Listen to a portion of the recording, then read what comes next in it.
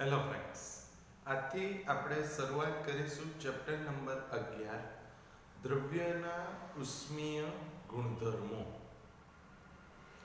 હવે આ ચેપ્ટરની અંદર સૌથી પહેલા તો આપણે વાત કરીશું બે શબ્દ જેના વિશે તમને ખબર જ છે, બહુ જ બધું જાણો છો તમે એના વિશે. એક છે તાપમાન અને બીજું છે ઉષ્મા. રાઈટ? તમને એક વસ્તુ ખબર જ છે કે જો પદાર્થ ગરમ હોય તો એનું તાપમાન વધારે હોય, ઠંડો પદાર્થ હોય તો એનું તાપમાન ઓછું હોય. રાઈટ? તો જો ગરમ પદાર્થ છે તો એનું તાપમાન વધારે, ઠંડો પદાર્થ છે તો એનું તાપમાન ઓછું. એનો અર્થ કે તાપમાન શું છે, તો હું એવું કહું કે તાપમાન દ્રવ્યના ગરમપણા કે ઠંડાપણાનું માપ છે. રાઈટ? કે તાપમાન વિશે તમે જાણો જ છો ઓલરેડી. તો તાપમાન શું છે, તો આપણે કહી શકીએ કે તાપમાન એ કોઈ દ્રવ્ય હોય તો એ દ્રવ્યના ગરમ કે ઠંડાપણાનું માપ છે. હવે તાપમાન માપવું હોય તો આપણે શેનો ઉપયોગ કરીએ છીએ, તો તમને બધાને ખબર છે, થર્મોમીટર. રાઈટ? તો તાપમાનના માપન માટે શેનો ઉપયોગ થાય છે, તો થર્મોમીટર. રાઈટ? તો તાપમાનનું માપન કરવું હોય તો આપણે કયા સાધનનો ઉપયોગ કરીએ છીએ, થર્મોમીટર. એ પછી ઉષ્મા. તો તમને ખબર જ છે કે ઉષ્મા શેના પર આધાર રાખે છે, તો પદાર્થના જથ્થા પર આધાર રાખે છે. રાઈટ? તો ઉષ્મા તમને ખબર છે કે પદાર્થના જથ્થા પર આધાર રાખે. તો એનો અર્થ શું થયો કે જો હું એવું કહું કે મારી પાસે કોઈ એક ઘડો છે, એ ઘડામાં હું પાણી ભરું, આખો ઘડો છલકતો છે, અને બીજું કોઈ એક ગ્લાસ લઈએ અને એમાં આપણે ગરમ પાણી ભરીએ, તો જથ્થો શેમાં વધારે છે, તો ઘડામાં. રાઈટ? કારણ કે ઘડો ખૂબ જ મોટો હોય ગ્લાસની સાપેક્ષે. તો એનો અર્થ શું થયો કે જે ઘડો છે એ ઘડા પાસે ઉષ્મા કેવી હશે, વધારે. કેમ? કારણ કે ઉષ્મા શેના પર આધાર રાખે છે, જથ્થા પર. તો જેટલો જથ્થો વધારે એટલી ઉષ્મા પણ વધારે. રાઈટ? અને ઉષ્માનું માપન કરવું હોય તો આપણે શેનો ઉપયોગ કરીએ છીએ, તો ઉષ્માનું માપન કરવા માટે આપણે કેલોરીમીટર નામના સાધનનો ઉપયોગ કરીએ છીએ. રાઈટ? તો જો તમારે તાપમાનનું માપન કરવું હોય તો તાપમાનનું માપન કરવા માટે આપણે શેનો ઉપયોગ કરીએ છીએ, થર્મોમીટર. અને જો ઉષ્માનું માપન કરવું હોય તો ઉષ્માનું માપન કરવા માટે આપણે શેનો ઉપયોગ કરીએ છીએ, કેલોરીમીટર. રાઈટ? તો ફ્રેન્ડ્સ, આ આપણે શેના વિશે વાત કરી દીધી, તો જેના વિશે તમને ઓલરેડી ખબર છે કે તાપમાન અને ઉષ્મા. ફરી એકવાર, તાપમાન શું દર્શાવે, તો કોઈ બી પદાર્થનું ગરમ કે ઠંડાપણાનું માપ દર્શાવે. એનો અર્થ કે કોઈ પદાર્થ ગરમ છે તો એનું તાપમાન વધારે, ઠંડો હોય તો તાપમાન ઓછું. શેનો ઉપયોગ કરીશું તાપમાન માપવા માટે, થર્મોમીટર. એ પછી ઉષ્મા શેના પર આધાર રાખે, જથ્થા પર. તો જેટલો જથ્થો વધારે એટલી ઉષ્મા પણ વધારે. હવે વાત કરીએ સૌથી પહેલા તો આપણે તાપમાનની, પછી આપણે ઉષ્મા વિશે વાત કરીશું. તો અહીંયા મેં એવું કીધું કે તમને ખબર પણ છે કે તાપમાન માપવા માટે આપણે શેનો ઉપયોગ કરીએ છીએ, થર્મોમીટર. હવે અત્યારે તો ડિજિટલ થર્મોમીટર આવી ગયા છે, પણ પહેલા તમને ખબર હોય તો આપણે થર્મોમીટરમાં જે સાદા થર્મોમીટર આવતા હતા એમાં પ્રવાહી તરીકે શેનો ઉપયોગ થતો હતો, તો આલ્કોહોલ અને પારો. રાઈટ? તો લખીએ કે તાપમાનનું માપન કરવા માટે થર્મોમીટરનો ઉપયોગ થાય છે, જેમાં પ્રવાહી તરીકે આલ્કોહોલ અને બીજું શું હોય, પારો હોય છે. રાઈટ? તો તાપમાનનું માપન કરવા માટે આપણે થર્મોમીટરનો ઉપયોગ કરીએ, એમાં પ્રવાહી તરીકે શું હોય, તો આલ્કોહોલ અને પારો હોય છે. હવે તો તાપમાન માપવું હોય તો આપણે સૌથી પહેલા તો કોઈ બે સંદર્ભ બિંદુ જોઈએ, રાઈટ, કોઈ બે તાપમાન. તો જ્યારે આપણે અંકન કરવું છે, આંકન, રાઈટ, કે જે આપણે બીજા ચેપ્ટરમાં જોયું હતું, તો થર્મોમીટરમાં જો અંકન કરવું હોય તો કોઈ બી બે બિંદુ તો જોઈએ. તો એ બે બિંદુ કયા છે? તો શુદ્ધ પાણીનું ઠારણ બિંદુ અને શુદ્ધ પાણીનું ઉત્કલન બિંદુ, એ બે સંદર્ભ બિંદુઓ છે, રાઈટ. તો લખીએ કે થર્મોમીટરમાં આંકન કરવા માટે બે સંદર્ભ બિંદુ જરૂરી છે. આ બે સંદર્ભ બિંદુ કયા કયા છે? તો એક શુદ્ધ પાણીનું ઠારણ બિંદુ અને બે શુદ્ધ પાણીનું ઉત્કલન બિંદુ છે, રાઈટ. તો શુદ્ધ પાણીનું ઠારણ બિંદુ અને શુદ્ધ પાણીનું ઉત્કલન બિંદુ, એ બે સંદર્ભ બિંદુ છે. હવે તમને ખબર જ હશે કે શુદ્ધ પાણીનું ઠારણ બિંદુ કેટલું? તો 0 ડિગ્રી સેલ્સિયસ. અને શુદ્ધ પાણીનું ઉત્કલન બિંદુ કેટલું? 100 ડિગ્રી, રાઈટ. તો જો તમારે થર્મોમીટરમાં અંકન કરવું હોય તો એના માટે બે સંદર્ભ બિંદુ જરૂરી છે. તો એ બે સંદર્ભ બિંદુ કયા? તો શુદ્ધ પાણીનું ઠારણ બિંદુ જે છે 0 ડિગ્રી સેલ્સિયસ અને બીજું છે શુદ્ધ પાણીનું ઉત્કલન બિંદુ જે છે 100 ડિગ્રી સેલ્સિયસ. તો આ બે સંદર્ભ બિંદુ છે જેનો ઉપયોગ થર્મોમીટરનું આંકન કરવા માટે ઉપયોગી છે, રાઈટ. તો આ આપણે વાત કરી થર્મોમીટર માટે, રાઈટ. હવે થર્મોમીટરનું આંકન કરવા માટે બે સંદર્ભ બિંદુ જરૂરી છે. એના આપણે તાપમાન લખ્યા કે શુદ્ધ પાણીનું ઠારણ બિંદુ 0 ડિગ્રી સેલ્સિયસ છે અને શુદ્ધ પાણીનું ઉત્કલન બિંદુ 100 ડિગ્રી સેલ્સિયસ છે. હવે તમને ખબર છે કે આ જે તાપમાન છે શેમાં છે? ડિગ્રી સેલ્સિયસમાં. હવે તાપમાનના જુદા જુદા માપક્રમ તમને ઓલરેડી ખબર જ છે, રાઈટ, કે તાપમાનના જુદા જુદા માપક્રમ કયા કયા? તો તમે તાપમાન સેલ્સિયસમાં માપો છો. બીજું તમને ખ્યાલ જ હશે કે તાપમાન બીજું આપણે શેમાં લઈએ છીએ? ફેરનહીટમાં પણ લઈએ છીએ. અને ત્રીજું કેવું હોય તો તમને ખબર જ હશે, કેલ્વિન, રાઈટ. તો તાપમાનના જુદા જુદા માપક્રમ કયા કયા છે? તો એ લખીએ કે તાપમાનના જુદા જુદા માપક્રમ સેલ્સિયસ, રાઈટ, ડિગ્રી સેલ્સિયસ. બીજું છે ફેરનહીટ એટલે કે ડિગ્રી ફેરનહીટ એટલે કેપિટલ F, અને કેલ્વિન જેને આપણે દર્શાવીએ છીએ કેપિટલ K, રાઈટ. તો તાપમાનના જુદા જુદા માપક્રમ કયા? તો ડિગ્રી સેલ્સિયસ કહીએ છીએ, બીજું ડિગ્રી ફેરનહીટ અને કેલ્વિન. તો આ જુદા જુદા માપક્રમ છે.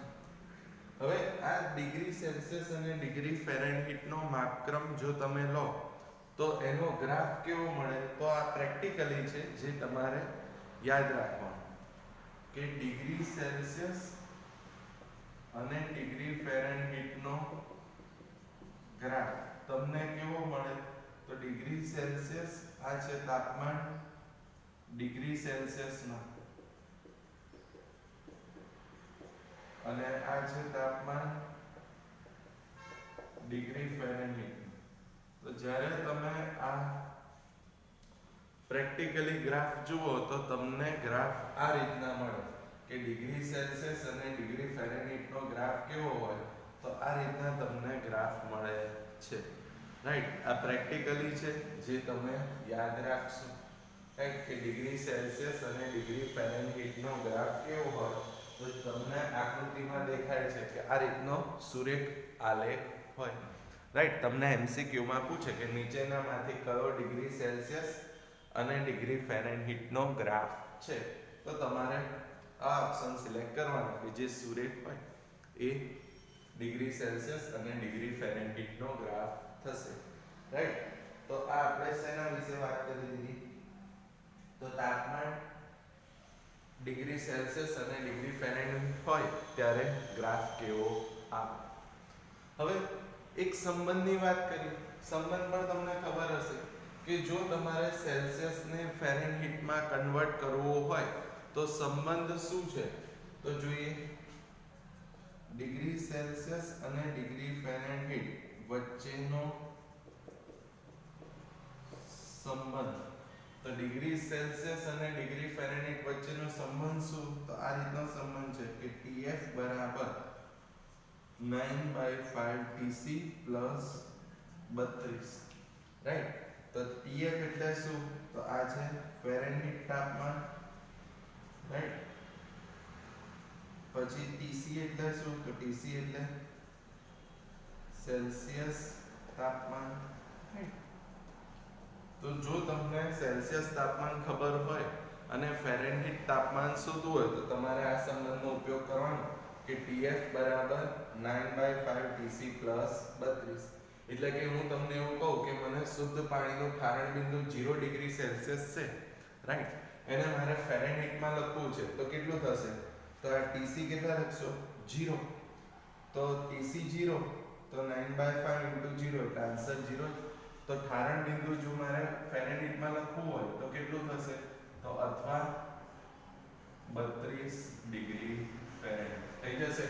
કેમ, કારણ કે સંબંધ શું છે ફેરનહીટ અને સેલ્સિયસ નો, તો Tf બરાબર 9/5 Tc પ્લસ 32. પાણીનું ઠારણ બિંદુ કેટલા ડિગ્રી સેલ્સિયસ, 0 ડિગ્રી સેલ્સિયસ.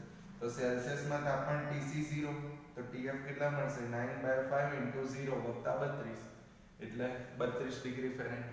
એ જ રીતના ઉત્કલન બિંદુ 100 ડિગ્રી સેલ્સિયસ છે, એને મારે ફેરનહીટમાં લખવું છે તો કેટલો થઈ જશે, તો Tc કેટલા મૂકશો, 100.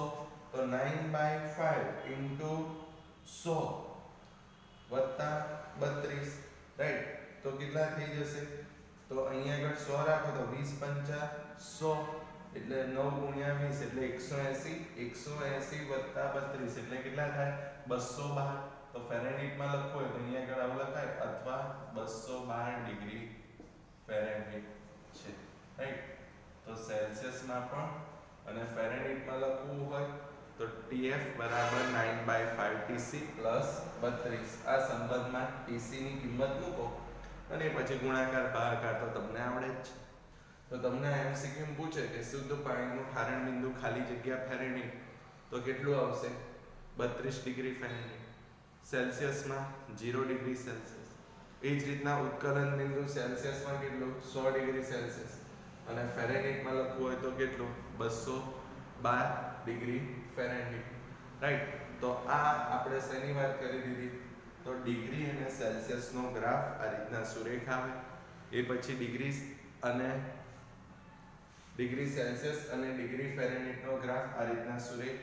એ પછી ડિગ્રી સેલ્સિયસ અને ડિગ્રી ફેરનહીટ વચ્ચેનો સંબંધ શું, તો Tf બરાબર 9/5 Tc પ્લસ 32, જ્યાં Tf એટલે ફેરનહીટમાં તાપમાન અને Tc એટલે સેલ્સિયસમાં તાપમાન, રાઈટ.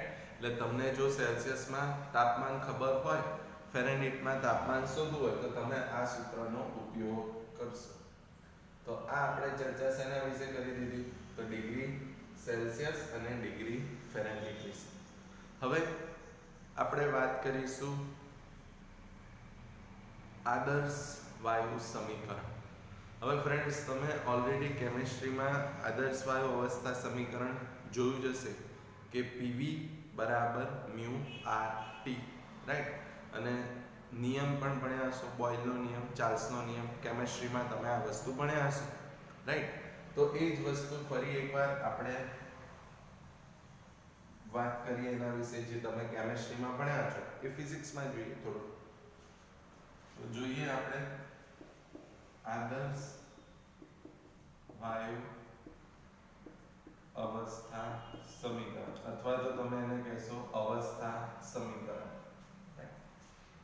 હવે એના માટે સૌથી પહેલા તો આપણે વાત કરીશું બોયલના નિયમની.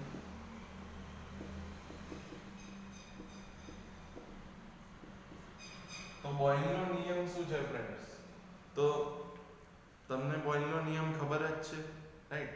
કે અચળ તાપમાને પૂરતી ઓછી ઘનતાએ નિશ્ચિત જથ્થાના વાયુ માટે દબાણ અને કદ વચ્ચેનો સંબંધ અચળ હોય છે, રાઈટ? તો વાક્ય હું લખું છું કે અચળ તાપમાને પૂરતી ઓછી ઘનતાએ નિશ્ચિત જથ્થાના વાયુ માટે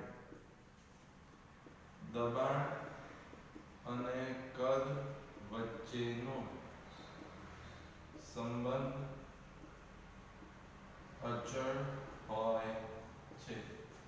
આમ દબાણ અને કદ વચ્ચેનો સંબંધ શું થાય? તો PV બરાબર અચળ, સમીકરણ 1, રાઈટ?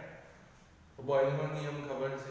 એ જ રીતના ચાર્લ્સનો નિયમ પણ તમને ખબર જ હશે, રાઈટ? ચાર્લ્સનો નિયમ શું હતો? તો અચળ દબાણે પૂરતી ઓછી ઘનતાએ નિશ્ચિત જથ્થાના વાયુ માટે કદ અને તાપમાન વચ્ચેનો સંબંધ અચળ હોય છે, રાઈટ? તો ચાર્લ્સનો નિયમ શું છે? તમારે યાદ જ રાખવાનો નિયમ છે, રાઈટ? કે અચળ દબાણે પૂરતી ઓછી ઘનતાએ નિશ્ચિત જથ્થાના વાયુ માટે કદ અને તાપમાન વચ્ચેનો સંબંધ અચળ હોય છે. તો સંબંધ શું? તો આમ કદ એટલે V ભાગ્યા T બરાબર અચળ, રાઈટ? 2, રાઈટ? તો બોયલના નિયમનું સમીકરણ શું છે? તો બોયલના નિયમનું સમીકરણ છે PV બરાબર અચળ. ચાર્લ્સના નિયમનું સમીકરણ શું છે? V/T બરાબર અચળ. હવે બંનેને સાથે લખીએ, રાઈટ? એટલે કે હવે 1 અને 2 નો સમન્વય કરતા, એટલે કે સાથે લખીએ તો શું થઈ જશે? તો આ એક શું છે? PV, અને અહીં V તો છે જ એટલે છેદમાં શું લખવાનું? T બરાબર અચળ. અને અચળ એક શું છે? mu r, right? જ્યાં mu એટલે શું? તો mu ને આપણે કહીએ છીએ વાયુના મોલ, અને r જે છે એને આપણે શું કહીએ છીએ? સાર્વત્રિક વાયુ અચળાંક, અથવા તો એને તમે કહેશો નિયતાંક, રાઈટ? તો આપણે સમીકરણ 1 અને 2 એટલે કે બોયલ અને ચાર્લ્સના નિયમનું જે સમીકરણ છે, બોયલ માટે PV બરાબર અચળ અને ચાર્લ્સ માટે V/T બરાબર અચળ. તો આ બે સમીકરણને સજોડે લાવીએ, એટલે કે સમન્વય કરીએ, સાથે લખીએ તો શું થશે? PV અહીં તો છે તો PV/T બરાબર અચળ. અને અચળ એટલે શું થાય? mu r, જ્યાં mu એટલે શું? વાયુના મોલ, અને r એટલે શું? સાર્વત્રિક વાયુ અચળાંક અથવા તો નિયતાંક. તો આ t ને સામે લઈ જાઓ તો આ સમીકરણ શું થશે? PV બરાબર mu r t. તો આ PV બરાબર mu r t શું છે? તો જે આદર્શ વાયુ અવસ્થા સમીકરણ છે, રાઈટ? તો આ આપણે શેની વાત કરી દીધી ફ્રેન્ડ્સ? આદર્શ વાયુ અવસ્થા સમીકરણની. તમને 2 માર્કમાં કે આદર્શ વાયુ અવસ્થા સમીકરણ સાબિત કરો, તો આપણે શેનો ઉપયોગ કરીશું? તો બોયલ અને ચાર્લ્સના નિયમનો તમારે ઉપયોગ કરવાનો, રાઈટ? કે બોયલનો નિયમ શું હતો? તો અચળ તાપમાને પૂરતી ઓછી ઘનતાએ નિશ્ચિત જથ્થાના વાયુ માટે દબાણ અને કદ વચ્ચેનો સંબંધ અચળ, એટલે PV બરાબર અચળ. ચાર્લ્સ કાકા શું કહે છે? તો અચળ દબાણે પૂરતી ઓછી ઘનતાએ નિશ્ચિત જથ્થાના વાયુ માટે કદ અને તાપમાન વચ્ચેનો સંબંધ અચળ એટલે v/t બરાબર અચળ. બેઉ સમીકરણને સજોડે લાવીએ એટલે કે સમન્વય કરીએ, સાથે લખીએ તો pv/t બરાબર અચળ. અચળ એટલે શું? મ્યુ r, જ્યાં મ્યુ એટલે શું કહેશો? વાયુના મોલ, અને r એટલે સાર્વત્રિક વાયુ અચળાંક અથવા તો નિયતાંક. તો t ને સામે લઈ જાઓ તો આપણને સમીકરણ શું મળ્યું? pv બરાબર મ્યુ rt. અને આ જ સમીકરણ શું છે? અવસ્થા સમીકરણ અથવા તો આદર્શ વાયુ અવસ્થા સમીકરણ છે, રાઈટ. હવે છેલ્લી એક વસ્તુ કહીએ કે સાર્વત્રિક વાયુ અચળાંક છે, રાઈટ, એ અચળાંકનું મૂલ્ય કેટલું? તો યાદ રાખજો કે સાર્વત્રિક વાયુ અચળાંક અથવા તો નિયતાંક r બરાબર વેલ્યુ કેટલી? 8.31 joule mall inverse kelvin inverse, right. તો સાર્વત્રિક અચળાંકનું મૂલ્ય કેટલું? તો 8.31 joule mall inverse kelvin inverse છે, રાઈટ. તો ફ્રેન્ડ્સ, આજે આપણે શેની ડિસ્કશન કરી? તો આજે આપણે જોયું તાપમાન વિશે, ઉષ્મા વિશે, એ પછી આપણે જોયું તાપમાનના માપન વિશે કે તમે થર્મોમીટરનો ઉપયોગ કરશો, એનું અંકન કરવું હોય તો બે સંદર્ભ બિંદુ જોઈએ, ઠારણ બિંદુ શુદ્ધ પાણીનું અને ઉત્કલન બિંદુ. ઠારણ બિંદુ 0 ડિગ્રી સેલ્સિયસ, ઉત્કલન બિંદુ 100 ડિગ્રી સેલ્સિયસ, રાઈટ. એ પછી જુદા જુદા માપક્રમ જે તમને ખબર છે, સેલ્સિયસ, ફેરનહીટ અને કેલ્વિન. તો સેલ્સિયસ અને ફેરનહીટ વચ્ચેનો ગ્રાફ તો આ રીતના સુરેખ આવે, જે તમારે યાદ રાખવાનું.